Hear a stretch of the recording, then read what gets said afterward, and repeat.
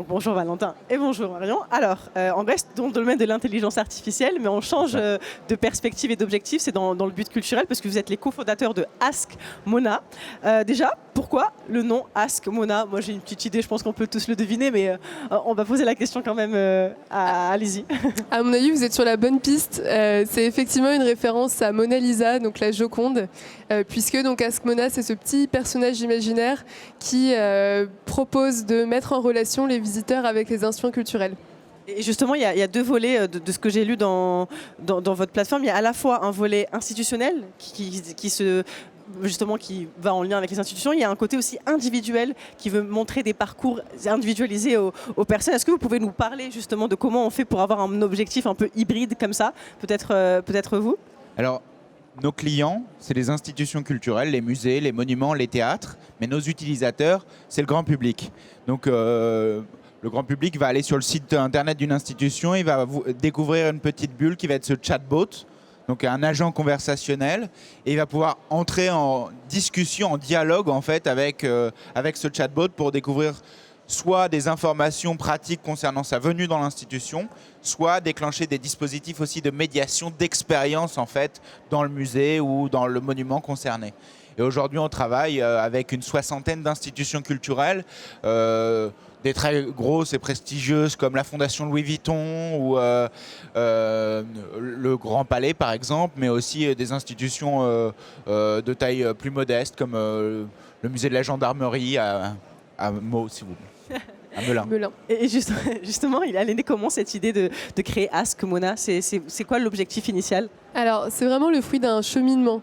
Au tout début et avant ce projet, moi je travaillais sur un média autour de l'histoire de Paris. Mon objectif c'était de la valoriser à travers des formats innovants. Et en fait, ce premier projet était l'occasion d'une rencontre entre des institutions culturelles qui cherchaient à attirer ces publics et des publics qui avaient envie d'avoir des recommandations de sorties culturelles. Et donc avec Valentin, on est parti de là et on s'est dit comment est-ce qu'on peut permettre de rapprocher les institutions culturelles de leur public pour créer des ponts, nouer des dialogues entre elles. Et donc c'est comme ça qu'on a commencé à créer donc en premier le chatbot de recommandation de sorties culturelles, Ask Mona, puis ensuite le studio pour accompagner les institutions. Et aujourd'hui on a vraiment une expertise qui est à la fois sur la technologie, donc on se parlait d'intelligence artificielle en arrivant, mais aussi sur le contenu pour créer des histoires, donner envie de venir, ouvrir des nouvelles portes vers les institutions culturelles.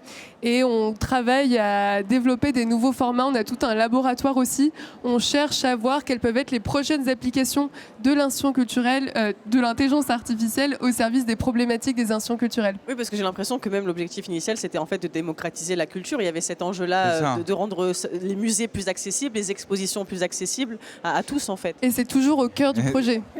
Il y a un chiffre qui est un peu terrifiant. Il y a plus d'un Français sur deux qui ne met pas les pieds dans une institution culturelle.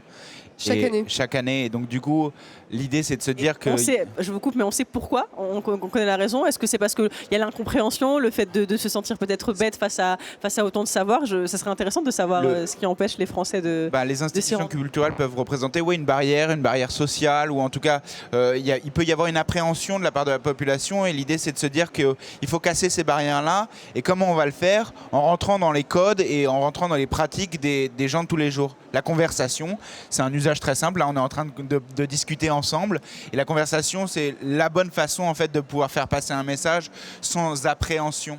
Et lorsqu'on passe par la conversation pour parler de culture, justement, pour parler d'institutions culturelles, ça permet de lever ces appréhensions et de démocratiser en fait l'accès à la culture.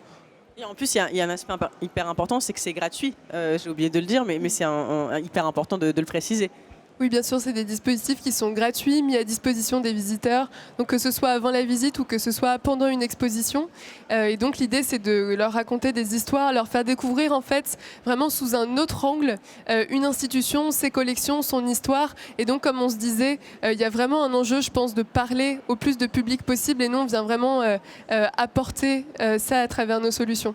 Et justement, pour qu'on ait une idée vraiment précise sur ce que vous faites, est-ce qu'on peut prendre un exemple d'un projet que vous avez monté? Je ne sais pas, vous avez parlé de la Fondation Louis Vuitton, ou peut-être un autre qui a été plus marquant, ou en tout cas qui est plus facile à raconter. Si vous pouvez nous expliquer concrètement... On pourrait parler par exemple du Centre Pompidou-Metz. Oui, on travaille en ce moment avec le Centre Pompidou-Metz pour l'exposition Archimboldo. C'est une exposition assez incroyable qui prend des tableaux d'Archimboldo et des tableaux d'art contemporain mis en regard avec les tableaux d'Archimboldo. Et l'idée, justement, c'était d'essayer de raconter une histoire autour de cette exposition-là avec un dispositif qui est très simple, qui fonctionne sur la reconnaissance visuelle. Il suffit de prendre votre téléphone, de prendre une photo d'une œuvre de l'exposition et ensuite de rentrer en dialogue en fait, avec ces œuvres d'art. Et l'idée, c'est de pouvoir ouvrir des dialogues de cette manière-là. Il n'y a pas d'application à télécharger, c'est simplement c'est natif sur le web, donc il suffit juste ensuite de prendre des photos des œuvres et de pouvoir rentrer en conversation avec elles. Découvrir leur date de création, découvrir la date de création, tout ça, c'est ça, tout ce qui se cache en fait derrière l'œuvre en elle-même. Alors, indépendamment de la date de création, c'est des informations de base, mais c'est aussi des histoires qu'on peut raconter véritablement sur pourquoi elle a été créée de cette manière-là, qu'est-ce qu'elle signifie dans le parcours de l'artiste, par exemple, ou quelles ont été les influences de l'artiste pour pouvoir le créer. Et en dehors d'informations factuelles, ce qu'il faut, c'est de pouvoir raconter des histoires autour de l'art. Et je pense que c'est en racontant des histoires qu'on arrivera à le démocratiser. Faire vivre des anecdotes. Et notamment pour ce projet, on s'est aussi appuyé sur des acteurs locaux. Oui, le conservatoire régional de la région de Grand Est, en fait, a travaillé avec le Centre Pompidou et nous pour enregistrer des voix. C'est des comédiens qui ont enregistré des voix pour donner en fait une voix à toutes ces œuvres d'art qui étaient dans l'exposition. Pour les faire parler directement. Pour les faire parler directement. Exactement. Et justement, est-ce que vous êtes implanté qu'en France ou vous êtes maintenant internationalisé ? On commence petit à petit à s'étendre hors de nos frontières. On travaille déjà en Suisse avec la ville de Genève et on a pour projet, ça c'est un de nos gros projets sur lesquels on est en train de travailler, le fait de travailler avec de plus en plus d'institutions culturelles en Europe. Est-ce que ça... On vient de finaliser une jolie levée de fonds qu'on a annoncée il n'y a pas longtemps et justement cette levée de fonds c'est aussi l'occasion de pouvoir s'étendre en Europe et de pouvoir avoir des projets un peu partout. Est-ce qu'il n'y a pas aussi la volonté de monter votre propre institution culturelle en lieu d'exposition ou quelque chose comme ça ? J'irai peut-être pas jusque-là, mais en tout cas, on a vraiment pour objectif de les accompagner encore plus loin. Et c'est ce dont on se parlait tout à l'heure, pour se dire comment est-ce qu'on peut aussi inventer des nouvelles applications en mobilisant l'intelligence artificielle pour répondre à leurs problématiques et pour aider à créer des expériences encore plus significatives pour leur public. Et donc, c'est vraiment là-dessus qu'on a envie d'aller encore plus loin dans l'accompagnement qu'on va proposer aux institutions culturelles. Et justement, tu as parlé de l'intelligence artificielle. Est-ce que vous pouvez nous donner un peu votre conception de cet outil-là ? Parce que je sais que pour certaines personnes, c'est effrayant encore aujourd'hui. Est-ce que vous pouvez nous expliquer comment ça peut être au service de la culture et comment, en fait, est-ce que ça va vraiment dépasser un jour l'être humain, l'intelligence artificielle ? C'est un peu ça derrière ma question. Avec Valentin, on s'est beaucoup intéressé au sujet qu'on a exploré au-delà des frontières même d'Askmona. On a écrit notamment un petit livre sur le sujet de l'art et de l'intelligence artificielle. Et donc, en fait, ça recouvre effectivement des réalités très larges. Ça va de la création artistique à la recommandation de contenu. La personne qui était là juste avant nous parlait par exemple de Netflix. Donc effectivement, c'est très très vaste. Mais l'approche qu'on a là-dessus, je ne sais pas si tu veux enchaîner. L'approche, c'est de se dire que l'intelligence artificielle, c'est un outil. C'est un outil qu'on peut utiliser pour faire des choses formidables ou pour faire des choses...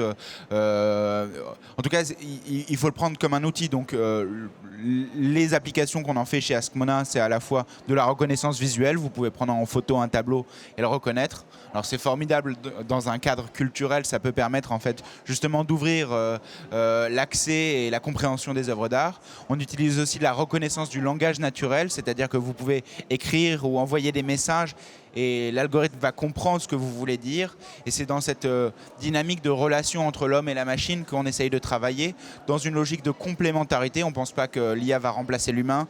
On pense que l'IA, justement, va nous permettre d'augmenter l'humain. Il y a une image qu'on aime bien prendre en se disant que...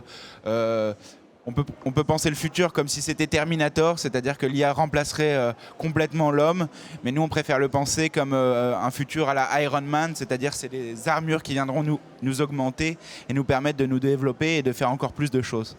Et du coup, certes, c'est juste un outil, mais c'est un outil qui ouvre énormément de possibilités et qui permet d'aller beaucoup plus loin que ce qu'on pouvait jusque-là. Et donc, moi, si on comprend bien, pour clôturer le fonctionnement de Ask Mona, vous êtes un peu les chefs de projet à chaque fois, c'est-à-dire que vous concevez un peu les projets, mais j'imagine qu'il y a plein de mains qui travaillent justement pour la conception de tout ça. Il faut des ingénieurs, des personnes qui s'y connaissent en algorithme, en codage, etc. Donc c'est ça, en fait, c'est de faire marcher plusieurs corps de métier au service de la culture. Exactement. J'aime bien dire à chaque fois qu'on a une expertise à la fois tech et contenu, et ça se reflète vraiment dans la construction de notre équipe. Il y a une partie qui est donc des développeurs, des ingénieurs qui ont vraiment cette expertise technologique, et une autre partie qui sont plutôt des profils un peu d'historiens de l'art, qui viennent écrire les contenus, faire parler les œuvres et les institutions culturelles.